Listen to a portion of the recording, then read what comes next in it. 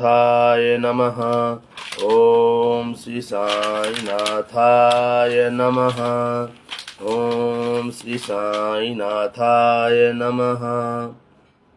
मैं सत्यवीर वर्मा श्री साईं बाबा के श्री चरणों में और साईं भक्तों के श्री चरणों में साष्टांग प्रणाम करता हूँ। मेरा प्रणाम आप स्वीकार करें। साईं प्रेमियों, श्री साईं सरोवर जिज्ञासा आज 31 है, जिसमें श्री दास गणु महाराज की चर्चा करेंगे। और उससे पहले साईं बाबा के मंत्रों का जाप और उनके श्री चरणों में विनम्र प्रार्थना। ओम श्री दत्तात्रेयाय विद्महे श्री त्रिपुत्राय धीमहि तन्नो श्री दत्तः प्रचोदयात्। ओम श्री शिरडीवासाय विद्महे श्री सच्चिदानंदाय धीमहि तन्नो श्री साईं प्रचोदयात्। ओम श्री मानदीवासाय विद्महे श्री सच्चिदानंदाय धीमहि तन्नो श्री बाबा कुलडानाथ महाराज प्रचोदयात्। ओम सूक्ष्म शरीराय विद्महे श्री कुलदेवताय धीमहि तन्नो श्री पितृबाबा महाराज प्रचोदयात्। ओम नमः शिवाय शिवजी सदा सहाय।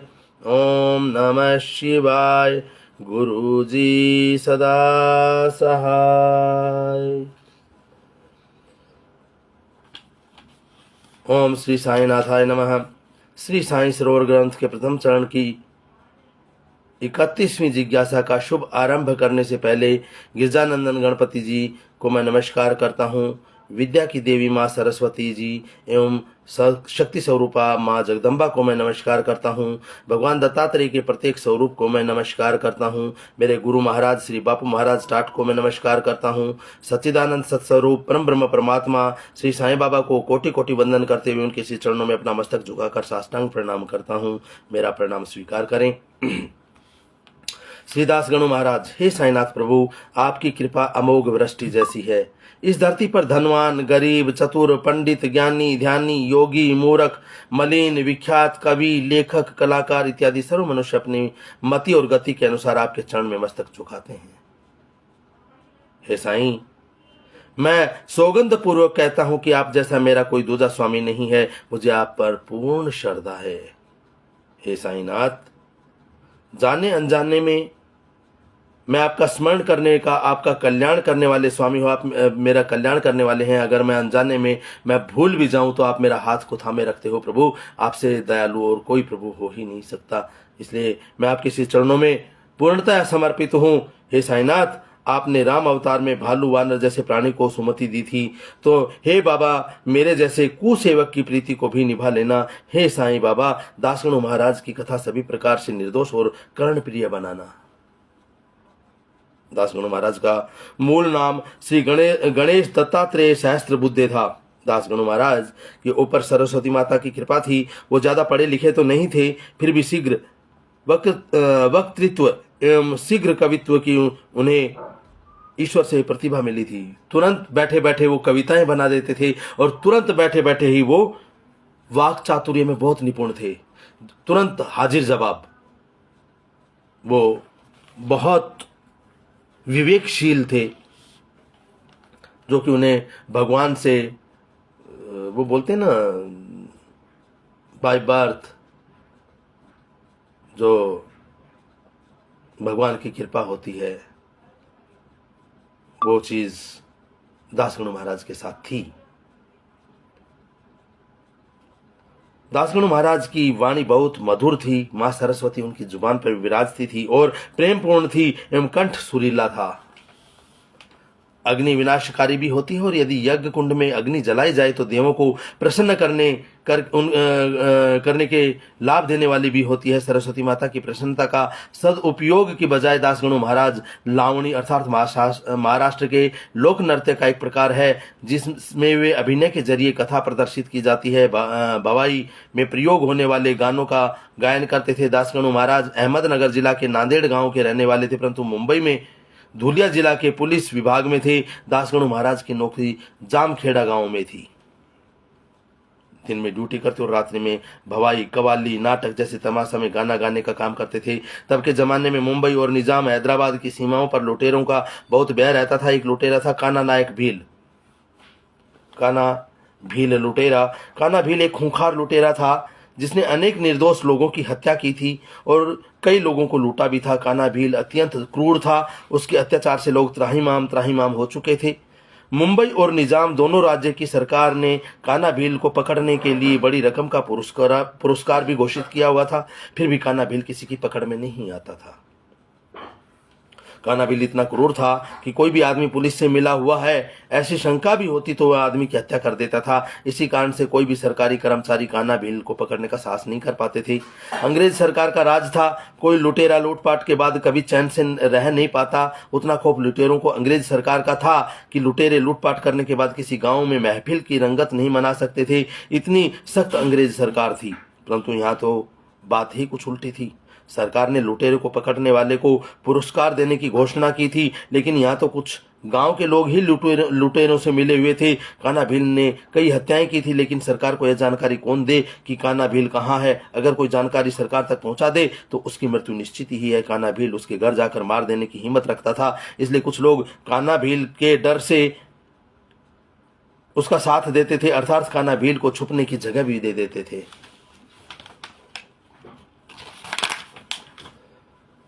कान्हा भील की जरूरतों का पूरा करना, इस गांव के कुछ लोग इस तरह से कान्हा भील के सहायक थे। कान्हा भील को पकड़ने के लिए अनेक हिम्मतवान अधिकारियों ने प्रयत्न किए, लेकिन उनकी सभी युक्ति निष्फल हुई।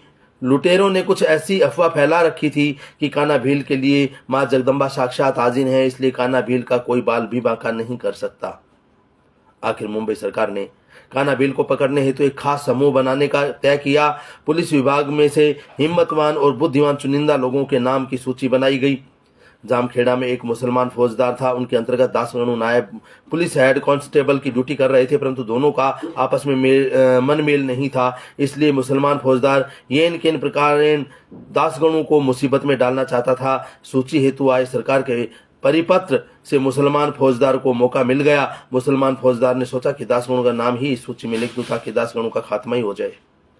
यह नहीं पता कि ये बाबा का विशेष सेवक बनने वाला है। ये तू उसका बुरा नहीं कर रहा, उसके लिए तू भले ही के काम कर रहा है, ये भला का काम है। फौजदार ने विशेष रूप से यह लिखा कि अगर इस कार्य के लिए गणेश दत्तात्रेय सहस्त्रबुद्धे को नियुक्त किया जाए तो इस कार्य को बहुत हिम्मत पूर्वक सफल कर सकेंगे। मुसलमान फौजदार का पत्र सरकार को मिलते ही अहमदनगर के पुलिस थाने दासगणु को उपस्थित होने का आदेश हुआ। दासगणु को लिखा गया कि आप कान्हा भील को पकड़ने के लिए नियुक्त किए गए हो, इसलिए आप तुरंत अपनी ड्यूटी का चार्ज अन्य कर्मचारियों को देकर अहमदनगर पुलिस के मुख्य थाने पर जल्द से जल्द हाजिर हो जाएं। दासगणु को तो जैसे सरकारी पत्र मिला पसीना छूट गया, अत्यंत दुख हुआ, रात्रि में नींद भी नहीं आई। दासगणु ने छुट्टियां लेने के लिए अर्जी की, वो भी खारिज हो गई। स्थानांतरण के लिए प्रयत्न किए, वो भी निष्फल हुए। बहुत मेहनत की, लेकिन तमाम मेहनत बेकार गई और आखिर में अहमदनगर जाकर हाजिर होना ही पड़ा। उसी वक्त सरकार को खबर मिली कि कान्हा भील हैदराबाद के लोणी गांव के पहाड़ों में छुपा है। लोणी गांव के पुलिस पटेल गंगाराम के साथ कान्हा भील के अच्छे रिश्ते हैं।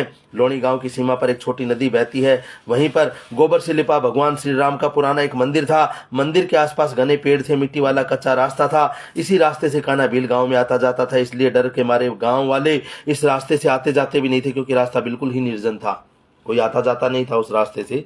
दासगणु को नाटक बवाई तमाशा का शौक था, कोई भी वेश धारण करने में माहिर थे और वे कवि होने से सुंदर रूप से पात्र निभा सकते थे। दासगणु ने कंधे पर कंबल डाला, हाथ में करताल ली और झोले में ज्ञानेश्वरी गीता जैसे पुस्तक लिए और रामदासी का वेश धारण करके मंदिर में आ पहुंचे। लोणी नदी के किनारे पर मंदिर में निर्जन ही था। मंदिर में पंछियों ने घोंसले बनाए हुए थे। धूल मिट्टी दीवारों पर मकड़ी के जाले और सूखे पत्तों से मंदिर भरा पड़ा था। आसपास में बहुत घने पेड़ थे, ऐसा लगता था कि यह स्थान दंडकारण्य है। दासगणु ने इसी रामजी मंदिर में पड़ाव डाला, स्वयं ही साफ सफाई की, गोबर से मंदिर को लिपा और ठीक किया। दासगणु प्रतिदिन 3 बार नदी में स्नान करने जाते, जंगल से लाल कनेर के फूल ढूंढ लाते थे, भगवान के चरण में अर्पण करते, 3 बार प्रभु की आरती करते, सुबह विष्णु सहस्त्र नाम का 12 बार पठन करते, ज्ञानेश्वरी पठन भी करते। इस तरह पूरा दिन धर्म ध्यान पूजा पाठ में बिताते। जो कुछ मिले उसे रसोई बना लेते थे और साथ में अपनी ड्यूटी का भी सावधानी से पूर्वक ध्यान रखते थे। संत तुलसीदास जी ने कहा है कि भय बिना प्रीति नाही, मनुष्य जब भय में होता है तब सच्चे हृदय से भगवान को पुकारने लगता है। जो मोह माया और गर्व त्याग कर भगवान की शरण में जाते हैं, उन पर भगवान प्रीति से दया बरसाते हैं। वेश धारण कर लेने से राजा नहीं बना जा सकता, वैसे ही रामदासी का वेश धारण कर दासगणु रामदासी है वैसा सिर्फ नाटक ही कर रहे थे। लेकिन कुछ समय बाद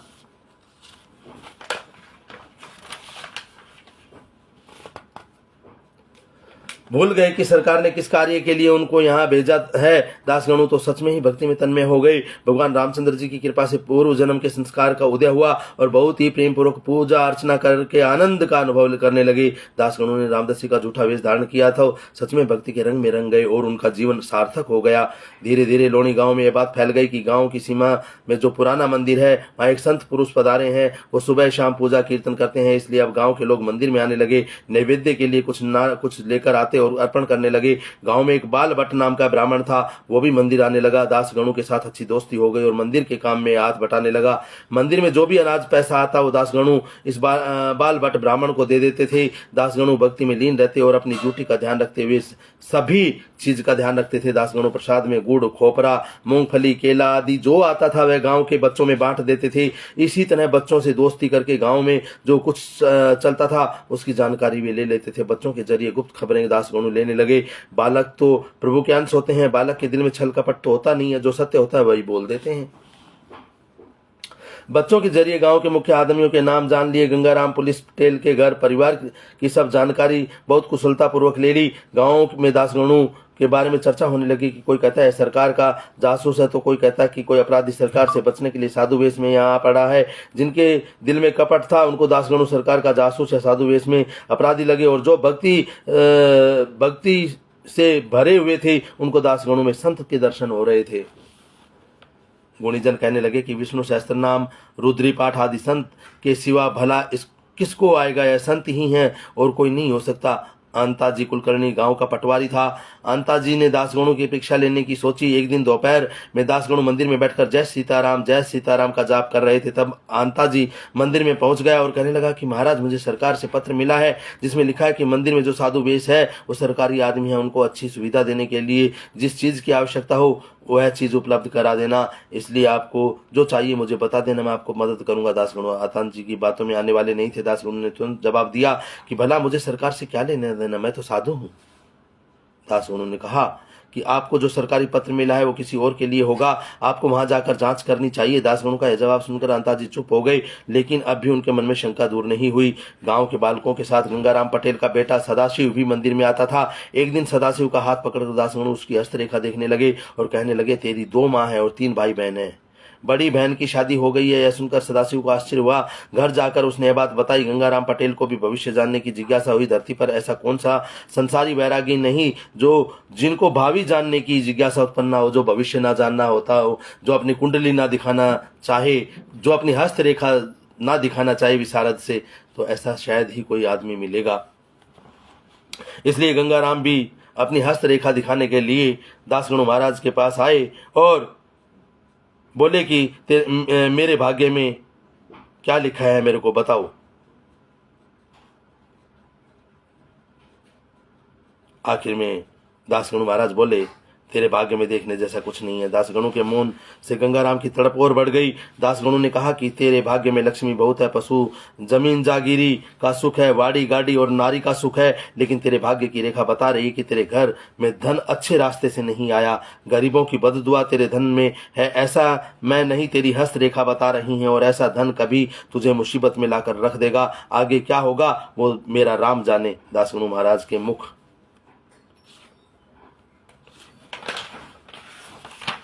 से बात सुनकर गंगाराम पटेल डर गया और दासगणु महाराज के पैर गिर पड़ा। उसी दिन से गंगाराम पटेल सुबह शाम दासगणु को गाय का दूध, दही, घी, मक्खन देने लगा। अब तो प्रभु के लिए राजभोग आने लगा। महादेव जी के साथ नंदी भी पूजा जाता है। वैसे दासगणु के साथ अब पुजारी बाल भट्ट की भी ऐश हो गई और सब कुछ बाल भट्ट को भी मिलने लगा। केवल 2 अक्षर के प्रभु के नाम की महिमा तो देखो, पापी को भी पूजनीय बना देता है। राम नाम की सुखधाम है, रामचंद्र कृपालु है, करुणा निधान है। राम जी की कृपा से दासगणु भक्ति के रंग में रंग गए, लेकिन यह मेरा वेश झूठा है, मैं तो सरकारी कर्मचारी हूँ। यह बात याद आ जाने से दासगणु मन ही मन दुखी होते थे। दासगणु कई घंटों तक भगवान के सामने बैठकर क्षमा मांगने लगे।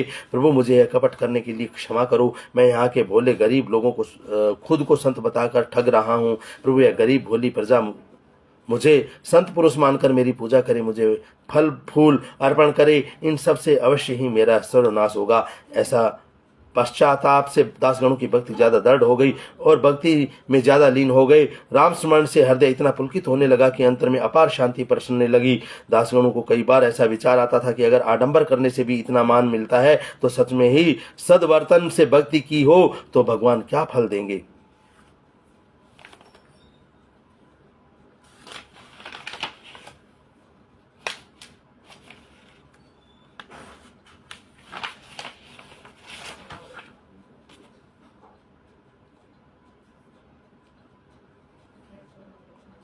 दासगणों को पता था कि अगर कान्हा भील को इस बात का पता चल गया तो मृत्यु निश्चित ही है। दासगणों के आने से पहले इसी स्थान पर मनप्पा और नागप्पा नाम के दो मद्रासी पुलिस अफसरों ने कान्हा भील की जानकारी लेने की कोशिश की थी। तब कान्हा भील ने उनके टुकड़े टुकड़े कर दिए थे। यह बात जानकर दासगणु डर गए थे। एक दिन मध्य रात्रि को अचानक कान्हा भील गंगाराम पटेल के घर आ पहुंचा और पूछने लगा कि पटेल मंदिर में साधु है, वो कौन है? गंगाराम ने कहा, अरे वो भगवान के भक्त हैं, संत पुरुष हैं। कान्हा ने कहा, पटेल ये तेरा भोलापन है, मैंने सब जानकारी ले ली है, वो पुलिस वाला है, चलो मेरे साथ तुम्हें दिखाता हूँ। कान्हा भील और गंगाराम मध्य रात्रि में मंदिर आए। दासगणु नींद में थे। कान्हा ने बंदूक से धक्का देकर दासगणु को नींद से जगाया। दासगणु तो कान्हा भील को देखते ही डर गए, पसीना आ गया। कान्हा भील ने चिल्लाकर कहा, बोल तू जामखेड़ा का पुलिस वाला है नहीं? तेरा नाम गणेश दत्तात्रेय शास्त्र बुद्धे है कि नहीं? बोल। तेरा बक्कल नंबर 727 है, बोल, सच बोल। छोटा कदोर रुष्ट पुष्ट शरीर, त्वचा का काला रंग। कान्हा भील का भयानक रूप देखकर दासगणु कांपने लगे। उनको लगा कि अब मेरी मृत्यु निश्चित है, अब मनप्पा और नागप्पा की तरह मेरे भी टुकड़े टुकड़े कर देगा। फिर भी दासगणु ने कहा, भाई पुलिस से मेरा कोई संबंध नहीं है, मैं तो वायु सतारा के पांडववाड़ी का वतनी हूँ। समर्थ रामदास स्वामी की पवित्र यात्रा के लिए गया था, वहां से वापस लौटा तो पता चला कि पांडववाड़ी प्लेग रोग से चपेट में आ गया है और वहां किसी को जाने नहीं देते। यहाँ सुंदर नदी, पहाड़ियां और मंदिर देखकर मैं यहीं रुक गया। तुम मुझे मार देना चाहते हो तो चलाओ हथियार, मैं भगवान के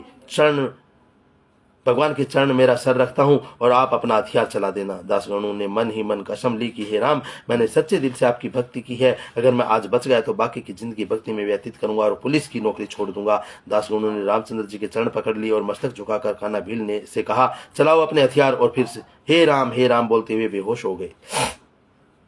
कान्हा भील को लगा कि महाराज को समाधि लग गई। उसके हाथ से हथियार छूट गया और गंगाराम से कहने लगा, मैं आज ही पांडववाड़ी जाकर जांच करता हूँ, तब तक तुम इस महाराज को यहाँ से कहीं जाने मत देना। कुछ देर बाद दासगणु को होश आया। यह घटना दासगणु ने सांकेतिक भाषा में अपने ऊपरी अधिकारी को बताई और कहा कि गांव के लोगों की मुझ पर शंका है, वह दूर हो जाएं, वैसा कुछ करो।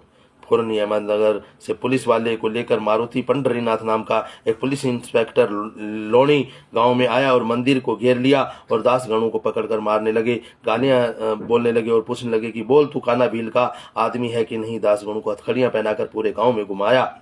यह देख गंगाराम पटेल और गांव के लोग ने आकर महाराज को छोड़ देने को कहा। बाद में पुलिस ने दासगणु से लिखित में जवाब लिया कि वो पांडववाड़ी के हैं और वहां रोग फैला, जिसके कारण ही वह इस मंदिर में रुके हैं। मेरा कान्हा भील से कोई संबंध नहीं है, मैंने कान्हा भील को देखा तक नहीं है, ऐसा लिखित बयान लिया। साक्षी के रूप में बयान पर गंगाराम पटेल और अंताजी के हस्ताक्षर भी लिए गए। बयान लेकर पुलिस वाले चले गए। इंस्पेक्टर ने जाते ही गंगाराम को चेतावनी दी कि हम सब महाराज के बारे में और ज्यादा जांच कर रहे हैं, इसलिए इनको गाँव से बाहर कहीं जाने मत देना।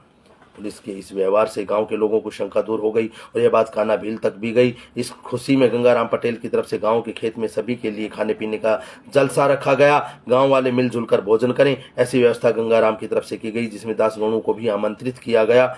अब आगे दासगणु महाराज ने क्या कहा उसकी चर्चा हम कल करेंगे। अब बाबा की आरती करते हैं। जय श्री साईं, जय श्री साईं। आरती साईं बाबा सुखे दातार जीवा, चरणा रज तली द्यावा दासा विसावा, भक्ता विसावा। आरती साईं बाबा जाळुनिया नंग, सवसरूपी राहे दंग, मुमुक्ष जन दावी निज डोळा श्रीरंग, डोळा श्रीरंग।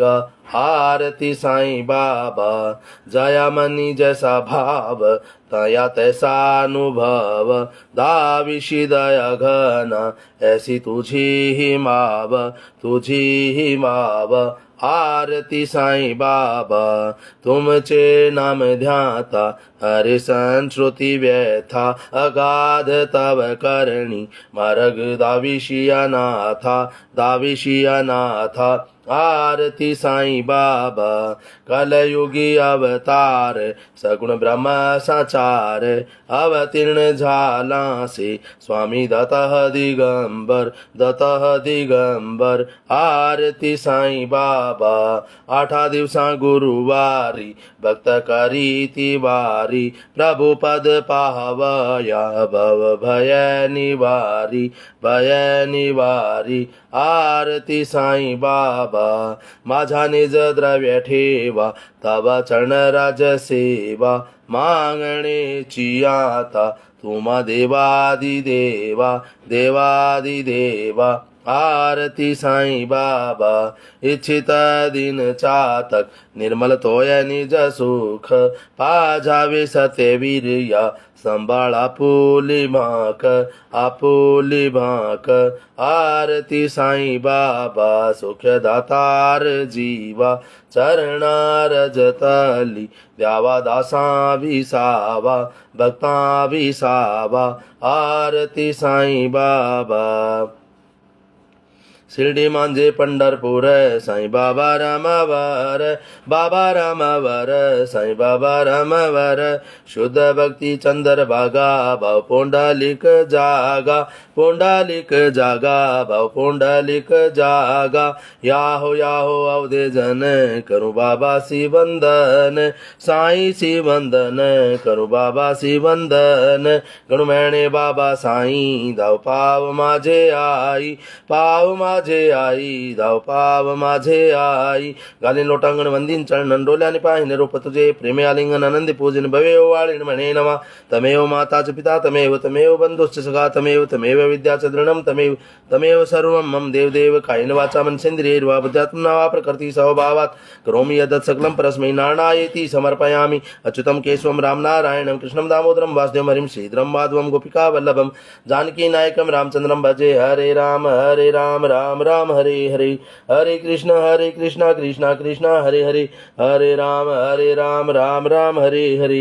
हरे कृष्ण कृष्ण कृष्ण हरे हरे। ओम अनंत कोटि ब्रह्मांड नायक राजाधिराज योगिराज परम ब्रह्म श्री सच्चिदानंद समस्त सद्गुरु श्री साईनाथ महाराज की जय। कर्पूर घोरम करुणावतारम संसार सारम भुजगेन्द्रहारम सदा वसंतम हृदयारविंदे भवं भवानी सहितं नमामि, भवं भवानी सहितं नमामि। जय श्री साईं, जय श्री साईं, जय श्री साईं। हे साईनाथ, मैं आपके श्री चरणों में विनम्र प्रार्थना करता हूँ सभी साईं भक्तों को आपका आशीर्वाद मिले।